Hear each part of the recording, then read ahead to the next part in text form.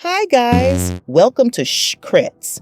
If you're new here, go ahead and subscribe because you will love my vibe. Blake Lively, Justin Baldoni, and a $400 million lawsuit. This story has it all.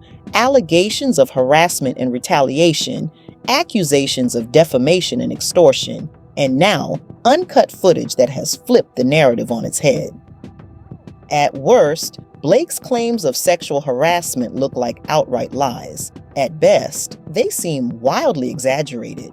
The footage reveals a starkly different dynamic, one that appears professional and lighthearted, worlds away from the shocking allegations she made. Now, the fallout is escalating. Colleen Hoover has deactivated her Instagram, Blake's being compared to Amber Heard, and her PR and legal teams are floundering. Their attempts to gag Justin Baldoni scream desperation, and it's clear they're doing more harm than good. Blake needs a new strategy and a new team.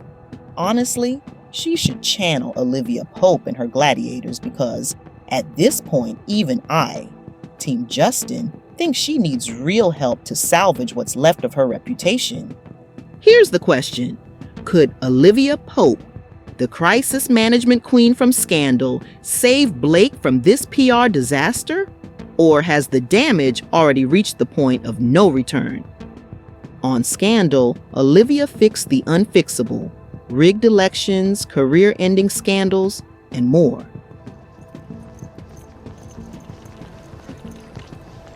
Cute dog. Golden Retriever? Yeah. His name's Thomas Jefferson, which is lame, I know, but he's very presidential. Aren't you, TJ?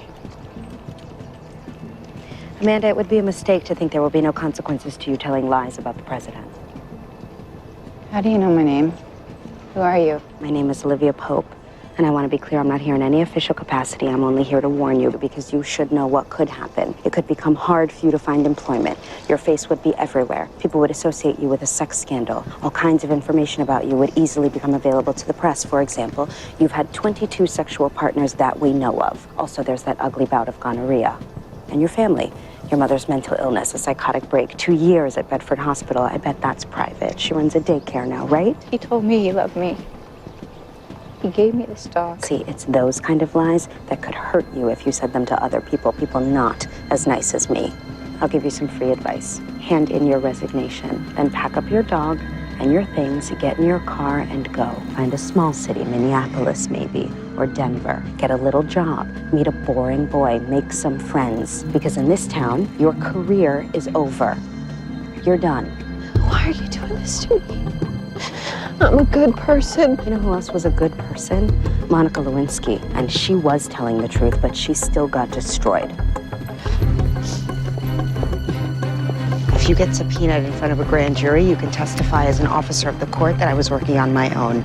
I didn't blackmail or threaten her. If you don't get subpoenaed, this never happened. It's handled. But real life is far messier than a Shonda Rhimes storyline, and Blake's situation is layered with enough chaos to test even Olivia's legendary skills. Today, we're channeling our inner gladiators to break it all down. What would Olivia do? Could she reclaim Blake's narrative, rebuild her reputation, and turn public perception around? Or are there some crises even she couldn't manage? Let's dive in and explore what might be possible and whether this mess can truly be handled. Here's the context for those just catching up. Blake's allegations against Baldoni and Wayfarer Studios. Blake Lively has accused her It Ends With Us co-star and director Justin Baldoni, along with Wayfarer Studios CEO Jamey Heath, of sexual harassment and inappropriate behavior on set. She claims that despite agreements to create a safer environment, Baldoni and Heath retaliated against her by launching a smear campaign through PR firms, social media, and press leaks, all designed to discredit her. Baldoni's $400 million countersuit. Justin Baldoni and Wayfarer Studios filed a $400 million lawsuit against Blake, Ryan Reynolds and her publicist Leslie Sloan, accusing them of defamation, civil extortion, and breaching contracts. They claim Blake used her star power to take over creative control of the film, rewrite scenes, exclude Baldoni from promotional materials, and tarnish his reputation. Baldoni's team vehemently denies all allegations of harassment, calling Blake's claims a fabricated revenge campaign. The accusations against Ryan Reynolds. The lawsuit alleges that Ryan rewrote scenes without authorization, berated Baldoni publicly, and pressured agencies to drop him as a client. Wayfarer's lawyer claims that Blake and Ryan orchestrated a coordinated attack on Baldoni and the studio to force them into compliance. The fallout. Public opinion was initially split in 2024, but much has changed since January, especially after the uncut footage of the dailies went public. These days, any comment section seems overwhelmingly Team Justin.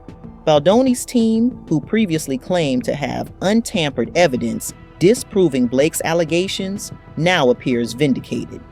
Meanwhile, Blake's legal team's accusations of Darvo, deny, attack, reverse victim, and offender tactics ring hollow, given their own role in facilitating a defamatory New York Times article and filing questionable complaints with the California Department.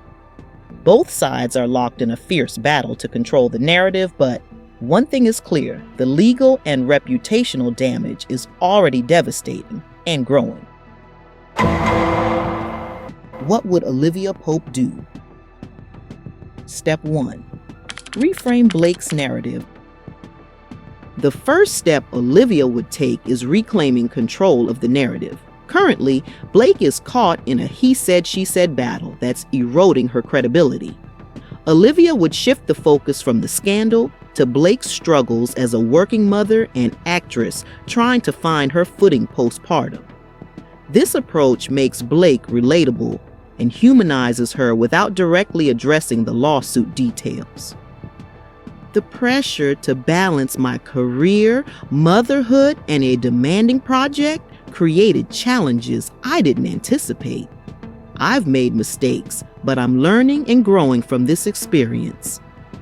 By emphasizing her humanity, Olivia would soften Blake's public image and deflect attention from the harsher allegations. Step 2. Avoid weakening the harassment claims. Blake's harassment allegations are the most sensitive aspect of this case. Olivia would know that walking back these claims, even slightly, would not only destroy Blake's career, but also harm the larger conversation about workplace safety. Instead, Olivia would ensure Blake stays firm in her stance, emphasizing her intent to protect others. Speaking up was never about personal gain. It was about ensuring that no one else would feel unsafe in their workplace. I stand by my decision to raise these concerns. When discussing the uncut footage of the dailies, Blake's defense needs to flip the script, and Olivia Pope would know exactly where to start. Olivia would argue that the uncut footage might show smiles and banter, but it conveniently narrows the focus to one scene, ignoring the unrecorded moments that contributed to Blake's discomfort. Without an intimacy coordinator or prior consent, the improvised touches and gestures crossed professional boundaries, leaving Blake to navigate an uneasy situation on her own. Sure, her joking might seem lighthearted on camera, but let's be real. Humor is often a defense mechanism when you're trying to hold it together. And that footage release? A calculated move to discredit Blake and manipulate public opinion. Plain and simple. Olivia wouldn't just defend Blake, she'd highlight how this one clip doesn't tell the full story and call out the industry for its systemic failures. She'd reframe Blake's actions as advocacy for better protections and shift the focus to the bigger fight for respect and safety on set. Because this isn't just about one scene, It's about everything that happened before and after the cameras were rolling. This approach keeps Blake on the moral high ground and reinforces her position as a voice for accountability. Step 3. Tactfully address Ryan Reynolds' role.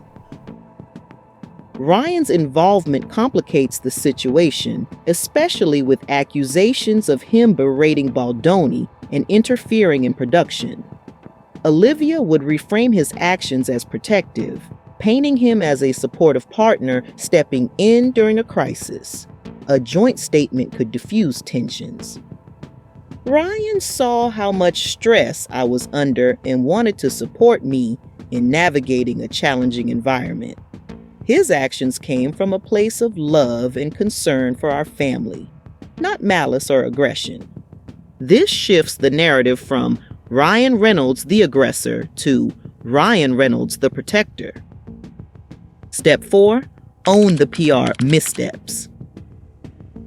Blake's tone-deaf promotional choices, like naming cocktails after abusive characters, have hurt her credibility. Olivia would craft an apology that acknowledges these mistakes while showing growth. Looking back, I realized that some of my choices during promotion were insensitive. I deeply regret how they may have detracted from the important message of this story. I am committed to learning and doing better moving forward. This statement balances accountability with forward momentum, crucial for regaining public trust. Step 5. Focus on future projects. To rebuild her career, Blake needs a strategic pivot. Olivia would steer her toward a meaningful indie film or a directorial project with a strong message, such as raising awareness about domestic violence or women's empowerment. These choices would help Blake reestablish herself as an artist with depth and purpose.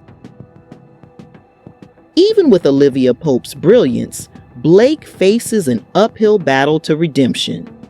The $400 million lawsuit, sensitive harassment claims, and the fallout from publicized creative conflicts have created a perfect storm of scandal that no single strategy can resolve. In the real world, even Olivia's magic has limits.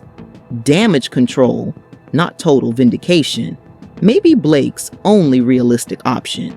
At best, Blake could preserve a fraction of her fan base, safeguard her marriage, and slowly rebuild her career by taking consistent, meaningful steps forward.